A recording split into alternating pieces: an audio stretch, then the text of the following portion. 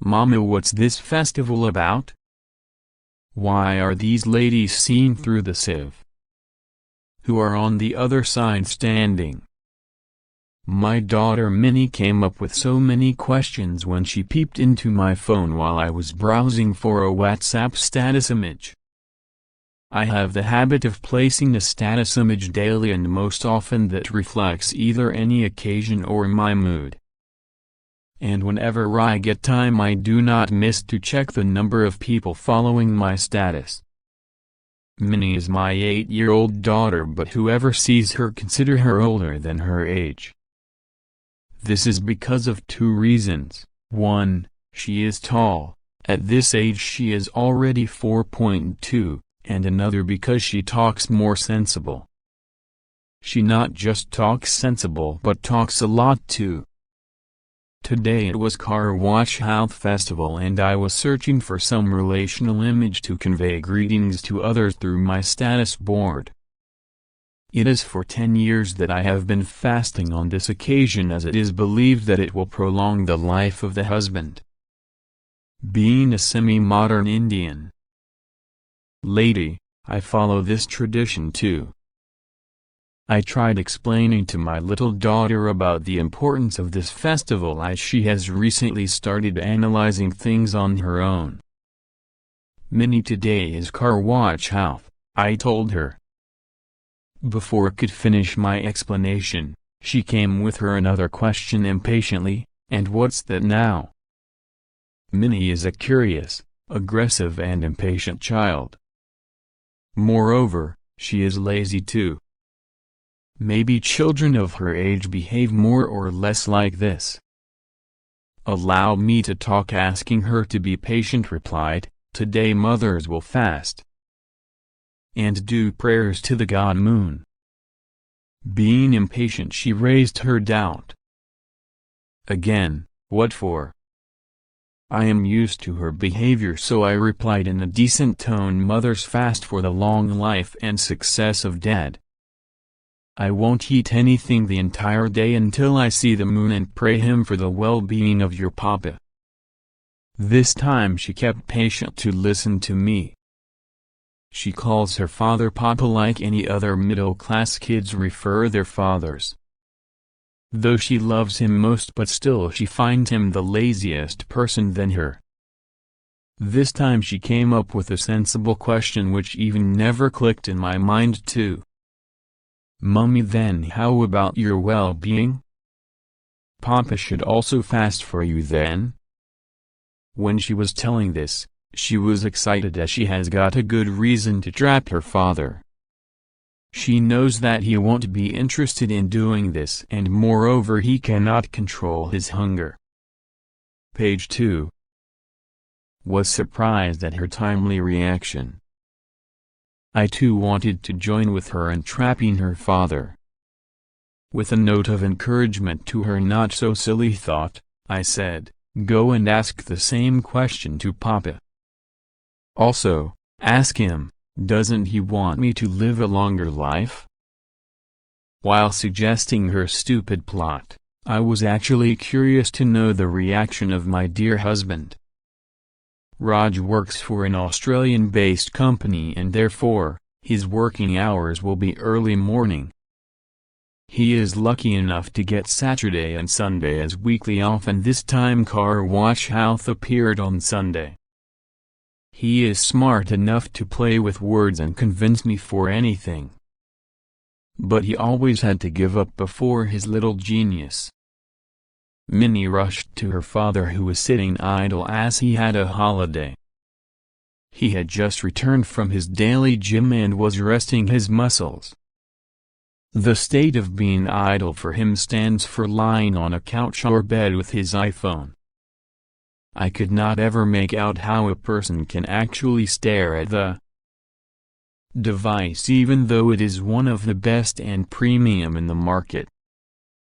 Minnie was least bothered to notice that her father has just returned from the gym and simply rushed to him. Papa, today is Car Wash Health and Mummy is fasting for your long life. In a jerk, he replied, is it? He was not aware that today is the day, but he knows that I do fast on this occasion. This time, ignoring him again, Minnie came up with another question for him. Do you want her to die before you? His eyes widened. He never ever had that thought in the corner of his mind too. And moreover, this was an unexpected question from his daughter. Maybe he would get equally surprised if someone else would have asked him. In a softer tone to calm the little one, he replied, "No. Of course not." "Then why don't you fast today for her long life?" "You must do." This was not at all a welcome thought for him. He gulped the water that he was just sipping from the bottle which he carried to the gym. He was silent for a while as he couldn't come up with any convincing reply that can change Minnie's mind. Raj slowly entered the bedroom where I was sitting on a side chair. This time it was my turn to behave pricey. He was soft on his words. "You didn't say that today is car wash house. I would have prepared myself with some gift. It was only on the first festival after our marriage that I remembered receiving a gift from you. How does it matter now?" I made a demanding tone. After being silent for some time, he replied, "At least inform me of such things in advance. Otherwise, you raise your complaints." He prepared this talk by taking some time so that the ball should move from his court to mine. "Take it easy, dear. Anyways, I am not expecting anything," I said with a smile, and moved out of the bedroom towards the kitchen for day's preparations. It was almost 10 o'clock in the morning. Called Minnie and Raj for breakfast. Raj's timetable goes with Australian timings, and it was already late for his breakfast. He arrived at the dining table and made himself comfortable. Minnie soon rushed up at the table only to remind her father about the fast. "Papa, you cannot have this today. You are fasting, right?" She didn't even give him a choice to decide, but enforced her childish opinion on him. "No. I am not."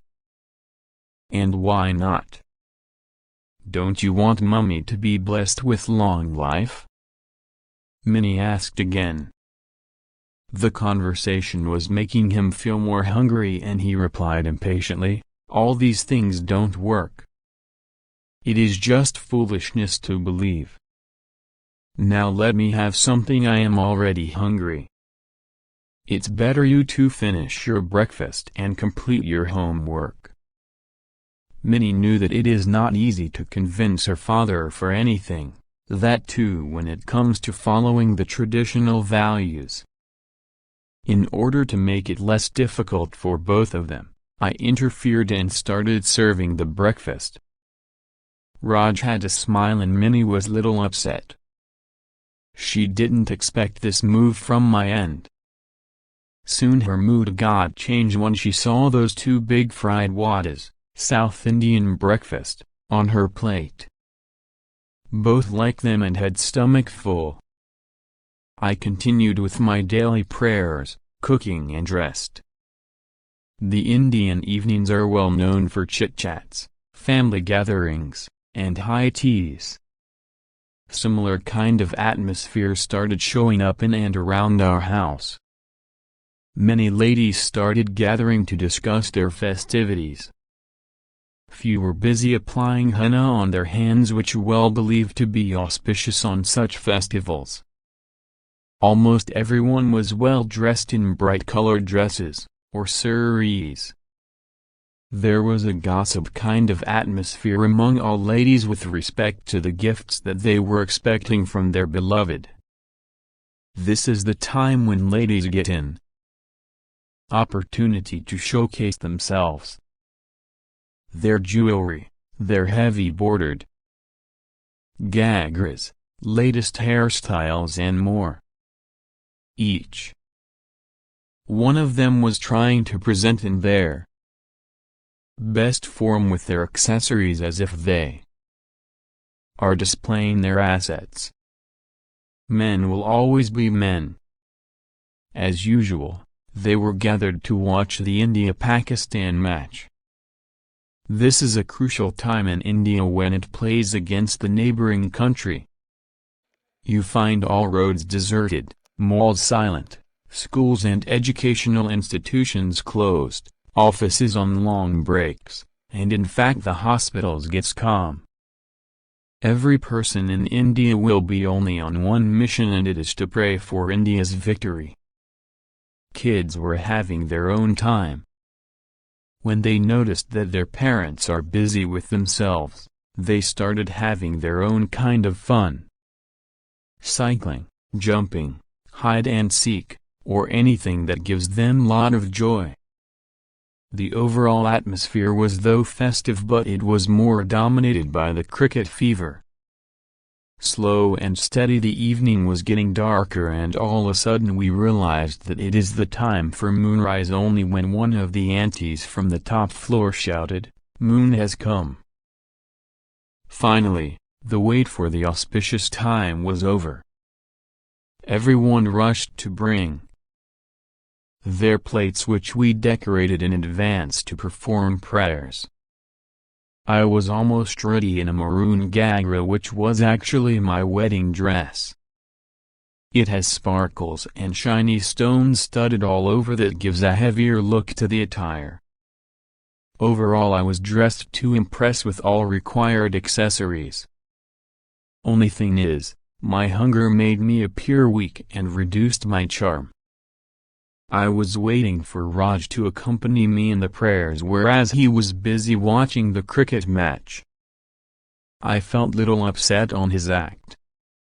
He understood my silent attack on him and left the cricket in between and started following me to the top floor for prayers. By this time, the moon was clearly visible and was shining brightly. I did the rituals and we both came down for dinner. By this time everyone was busy in their homes with their families. The ladies who fast this day doesn't eat unless their husbands serve them personally. In India, many such rituals and traditions are practiced mostly to strengthen the relationships between the two strangers who wedlock themselves and decide to stay together for the lifetime. Though all these appear to be weird in today's modern world, but Indians have proved the success in their relationships because of these traditions. I am neither too conservative nor modern to believe and follow all the rituals. I can be considered as an open-minded woman with a belief in Indian customs and values. We all started our dinner, and as it was a festival there were all special cuisines which were liked by Raj and Minnie. I was bit tired soon after the meal. All of a sudden, Minnie recollected the morning talk that Raj had with me about the gift. She wanted to ask but then became quiet after seeing me. She might have thought that if the gift is not ready with her father, then I might get disappointed.